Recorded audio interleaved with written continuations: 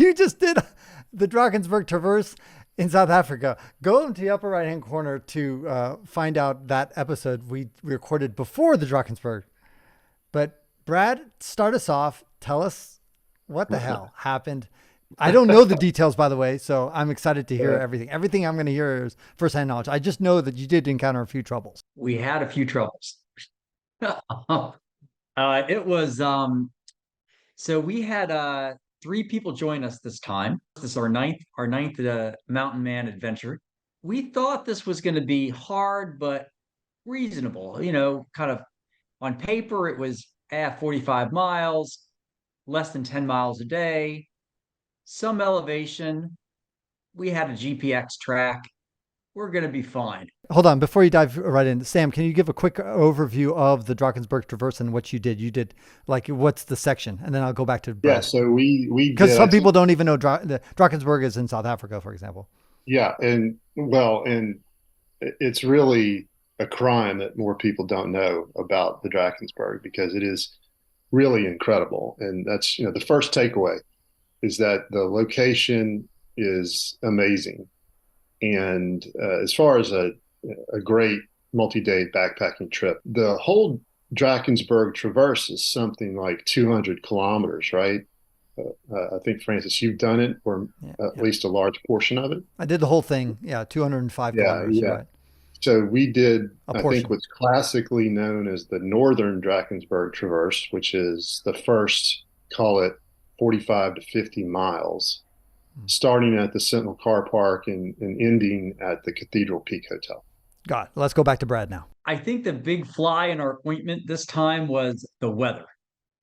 And I remember I joined a Drakensberg Facebook group 6 months ago, and early September, so about 2 months ago, I saw a picture of somebody that was out there, and there's some snow on the ground, and I WhatsApp the guy saying, "Ha ha ha! There's some snow on the ground," not expecting we're going to have any snow in mid-October in the Drakensberg. So, um, but anyway, There was so snow. there So was snow. there was snow, and there was We rain, and there was we sleet. started getting And rain yeah. on day two. So for us it was 5 days, 4 nights. We started getting rained on midday on day two, and it did not let up until the night of day four. And what was problematic on this is we had three guys. This is their first time really doing backpacking. And even for Sam and I, we've hiked in the rain. We've hiked a lot in the rain, Yeah. but we've never had to set up and take down tents in the rain multi-day where they don't dry out. So what we found out, one day doesn't hurt you, but when you get into the second day, you're crawling into your wet tent. I have pictures. I have water because it's not exactly level. Water is pooling in my tent inside, like there's an inch of water, in the back corner. It's just crazy, and it drops down to freezing um, at night. So fortunately, we staved off hypothermia. So like it wasn't like we were going to Somehow. die, but it was Right. really uncomfortable. Did you have down sleeping bags or synthetic? Down, Down. Yeah. Yeah. So Yeah. yeah, and they got wet, and then you're really fucked. Yeah. right. Yeah. Okay. So they weren't soaked. Yeah. We this isn't our first rodeo, so we were pretty careful about keeping the important stuff dry. Um, we had to, amongst the group and five of us, we sort of had to share some clothes and things because others got all of or most of their clothes wet. And like Brad's saying, even during the day, there was some 30-degree temperatures, Hmm. mid 30s, high 30s. At night, of course, it was freezing, probably into the high 20s for a night or two. And Yeah, and so, in my you opinion, know, by the way, the worst weather you can possibly have is right around freezing temperatures and rain. That's like the worst exactly, possible weather. And if exactly. you get that sustained, you mentioned Brad about 2 days is about the. I would say more like 3 days is where I find like where things just start to collapse, where all of a sudden nothing dries out. But whatever you call it, Yeah. 2 days, 3 days. But the point is that when it's just relentless, nonstop, and there's no periods to dry out, it's really fucking terrible and it's really Well, we hard. It's psychologically it's challenging. Go ahead, Sam. yeah we what was it? 15 hours we spent in our tent that one day, Brad, Yeah. in our tents. It's like, Yeah. you lay there for 15 hours and you get some good sleep, but it's like you didn't come out You were there. laying there because the weather was just torrential Yeah, outside and I you just mean, didn't want to get out, and so well, you and were it was just night. making. We got Okay. into camp early. It was raining, so everybody kind of ate their meals inside their own tents. And then we, slept through the night. But then in the morning, it's raining, still raining, and we kind of had to wait for a break to take our tents down. Okay, so Brad, one of the key concerns you had back when we had our discussion in the podcast before was safety issues regarding, potential, Mm. robberies and things like that. Tell me, did you have any incidents, Brad? So short answer is nothing happened, but the one we were concerned about snakes, and there was like four adders there, and Jamie heard a snake 3 hours into the track just to the right of the trail. So we kind of scurried by. We never saw it, but we could hear it. So there was one snake, but no problems with snakes. Second, we were worried about, I guess, call it the local herdsman. We just heard some things just to be careful of. We After the first 2 hours of the hike, we didn't see anybody at all for 5 days until the last day. We saw Lesotho herdsman, and he kind of came up to us, and we gave him some cigarettes because apparently that's what one gives the herdsman, because that's so he's like, so anyway, but there was no problem. Seemed like a nice guy. Uh, so, uh, so we know this. So safety wise, and then like the trail and the conditions, there were some like sketchy parts, but nothing too much. Yeah, so So it basically, was the weather actually maybe potentially improved your safety in the sense of at least being assaulted, which is one of the issues that we were talking about potentially happening.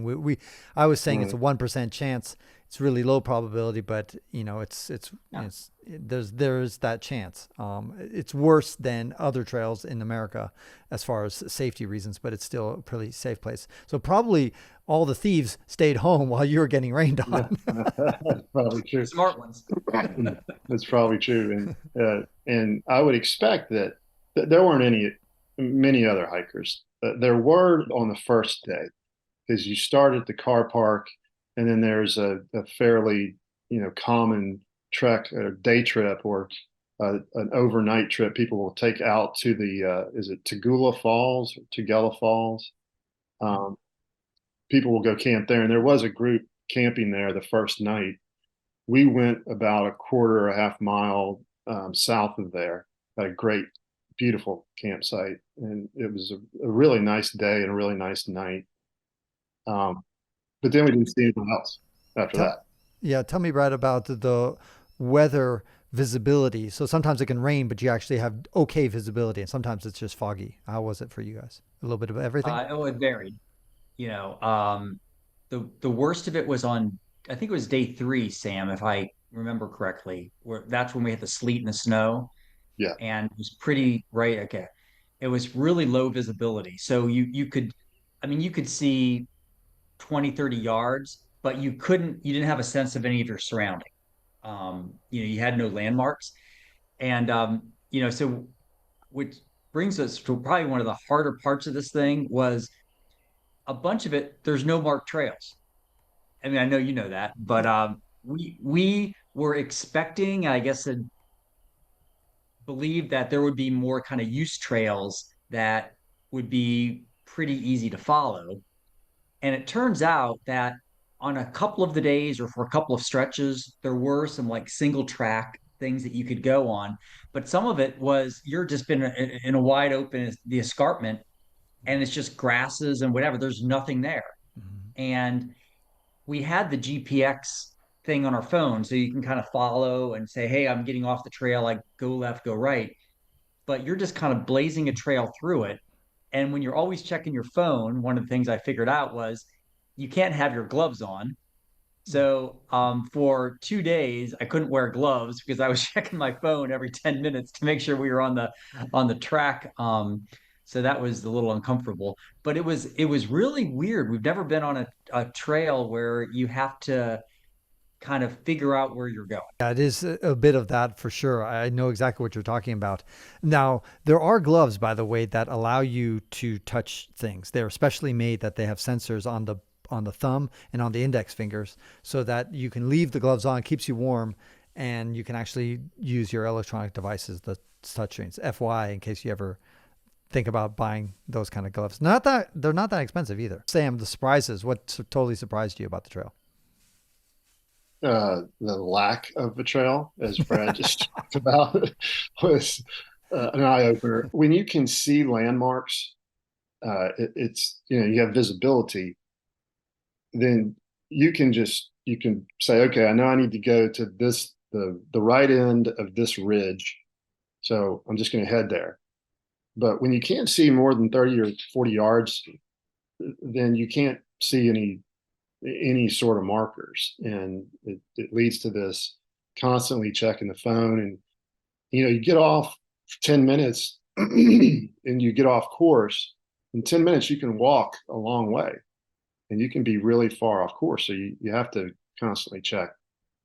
But I would say the the real surprise, and anyone who's been hiking in the mountains knows that weather changes quickly, but I don't think I've ever seen it change as quickly as it did.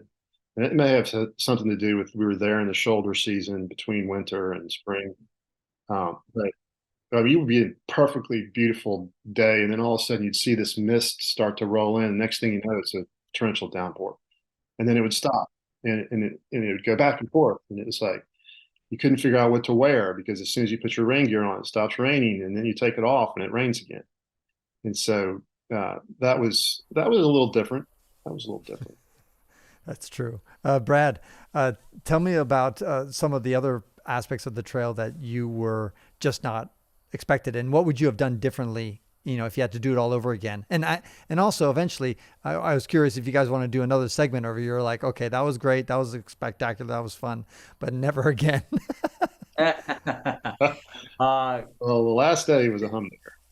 Yeah, I was just gonna, that was gonna, yeah. So the last day, Sammy, you can talk about do we want to do it again?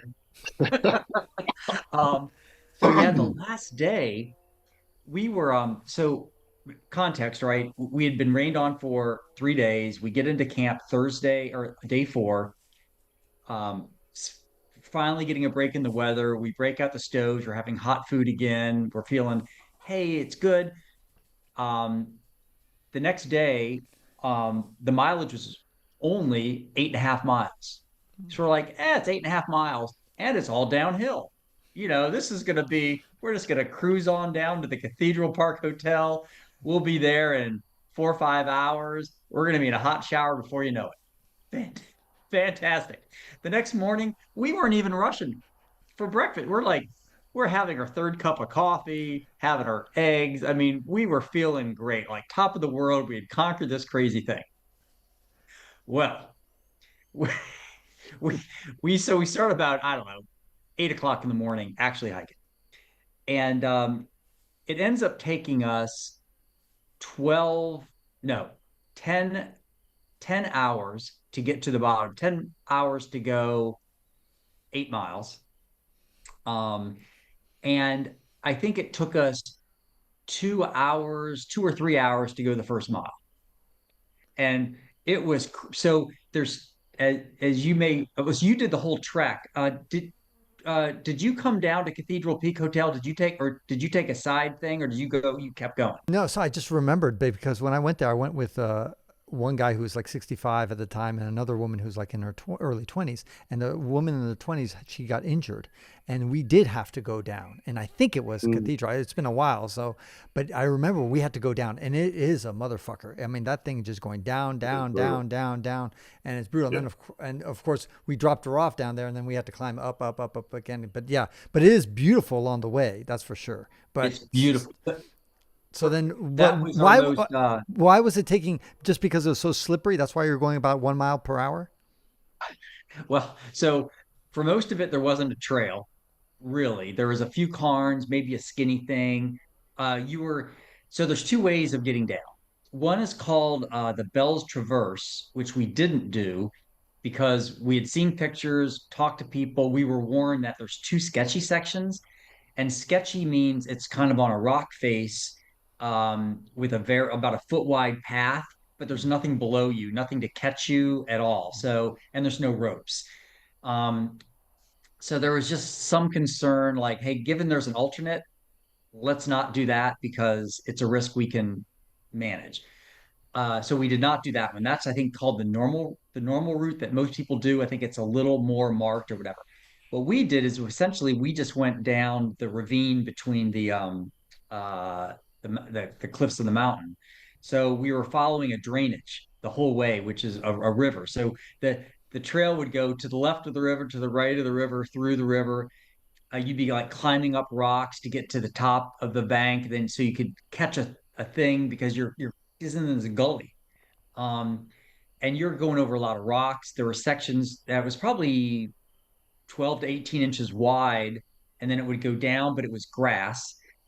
We had one of the team tumbled, I don't know, a mile into it, you know, kind of got bumped on the head. Everything was okay. But that kind of like woke everybody up, like, hey, let's, Yeah. you gotta be careful here. So it was just but it was beautiful.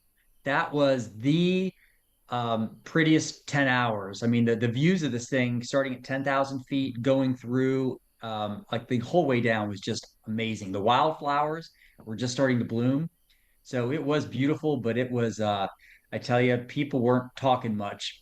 By the time we got to 5, 6 o'clock, we were just like, get me the heck back to the hotel.